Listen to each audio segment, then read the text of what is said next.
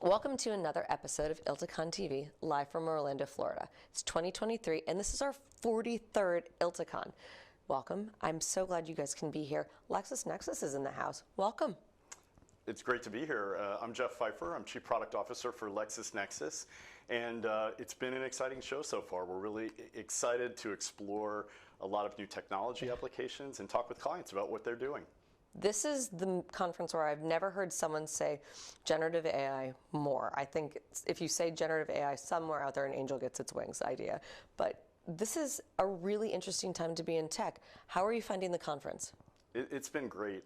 Related to that topic, I hosted a panel yesterday, and we talked about what firms are doing directly to experiment, measure the value and the impact of generative AI.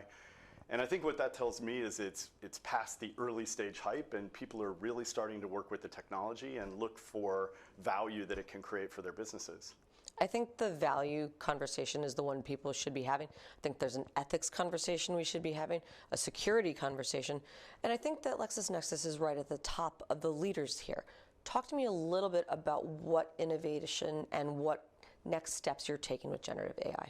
Sure. So our approach has been first to study, like we always do, use cases. What are people trying to do? And then marry that with the appropriate use of the technology. So what's so exciting, I think, about generative AI is that it aligns so nicely with what lawyers do every day.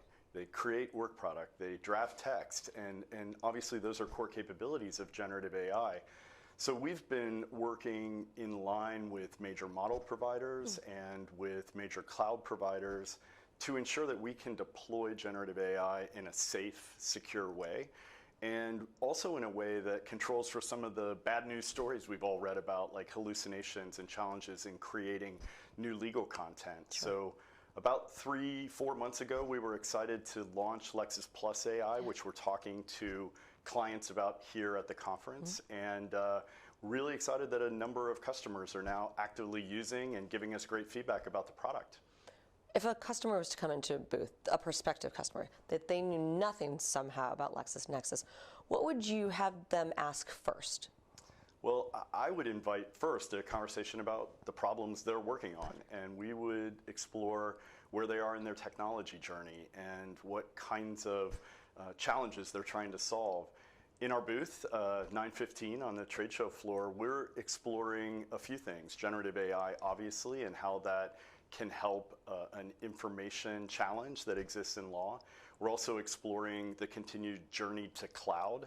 So here at the conference, we've introduced Interaction Plus, which is a cloud-based legal CRM solution.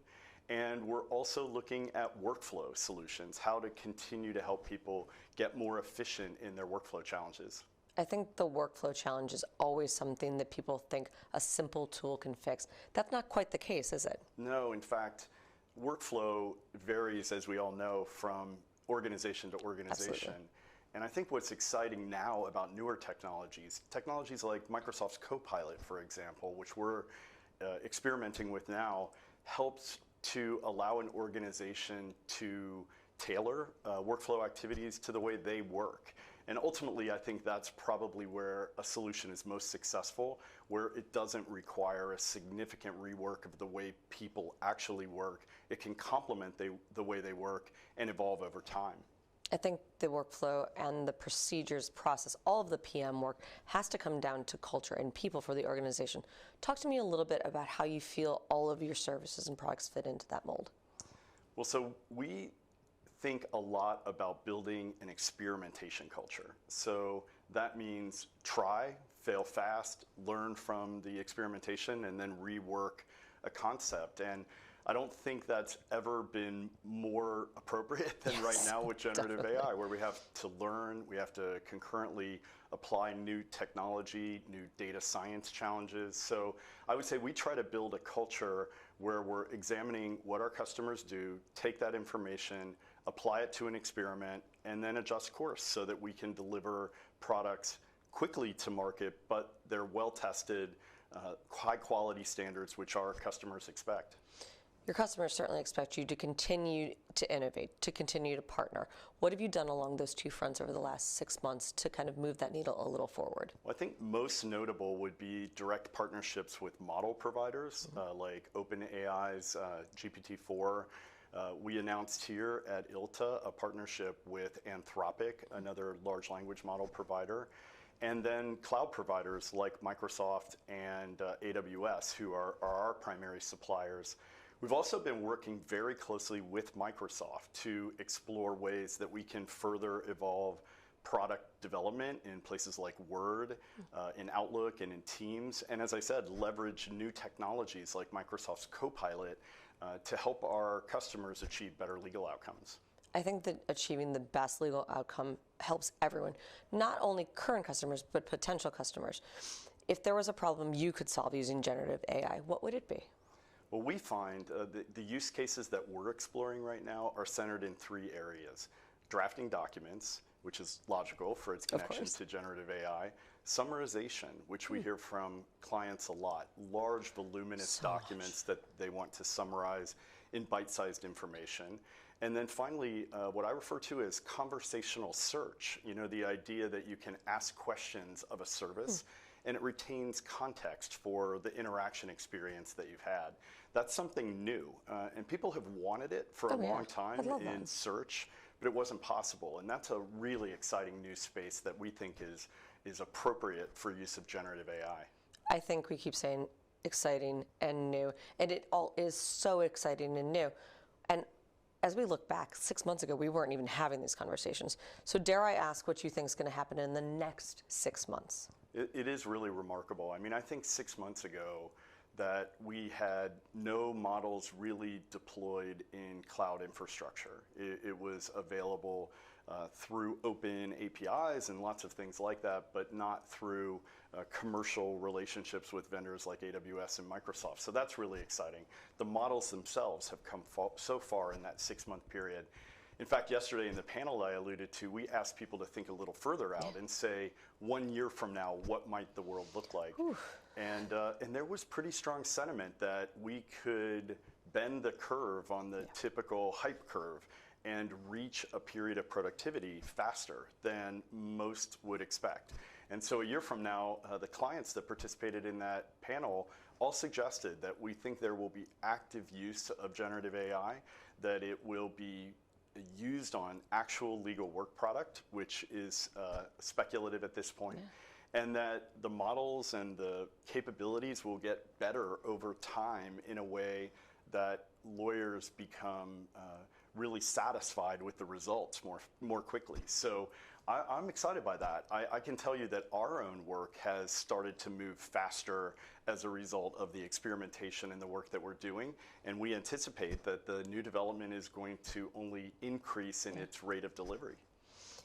If the rate of delivery is the important key here, because I do think moving us kind of ever forward, when do we have to stop though? When do we have to think that the law must catch up?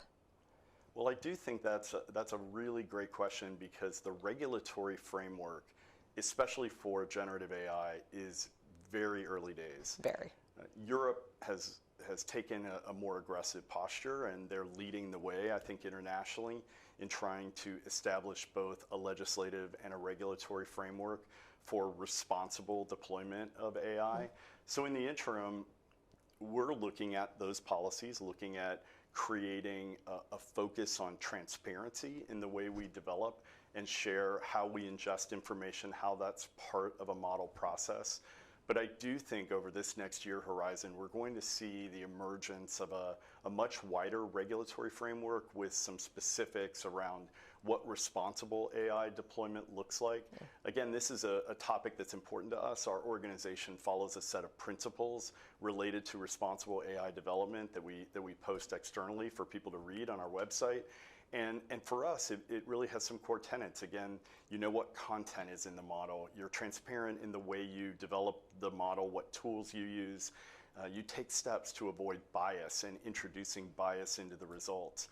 And I think those are things that we're going to see emerge in a regulatory framework over the coming months. I think we have to, because left unchecked leads us to bigger problems and not fair use. I think that that's got to be something we talk about as well. One of my favorite things that we've talked about so far is having those customer conversations. What next customer conversations are you hoping to have as the next 6 months, year, 2 years goes on? Well, we're definitely interested in how lawyers use the work product generated by generative AI.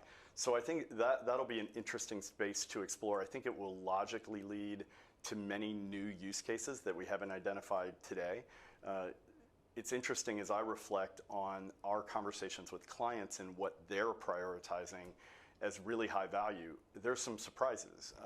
They're talking to us about things like faster responses to clients through an advisory letter, maybe an email draft that is on an important topic that they want to get to more quickly.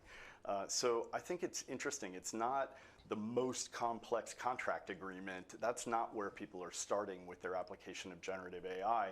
And I think in the coming year, we'll learn more about those use cases, where they see real success, where it adds to their daily work activity, and maybe where it distracts, and a bit of a reshift to the things that provide the most value. Well, then I think we're going to have to check back in with you next year and see where we are. I'll be excited. And again, I think the year ahead is going to be really exciting. There's a lot of great new technology that we know is coming. I'll share just one quick point. Partners at Amazon, for example, are talking about launching a service called Bedrock, which introduces all new models and capabilities to the market, again, through a commercial cloud service. And that's something we've talked to clients about, that as they do their own experimentation, our advisory to them is, make sure you're working with a major cloud supplier so that you're in a position to manage security, manage privacy, confidentiality, things that can happen when you're working with a world-class provider. Just like LexisNexis. Thank you. Thank you so much for joining me today. It's great to be with you.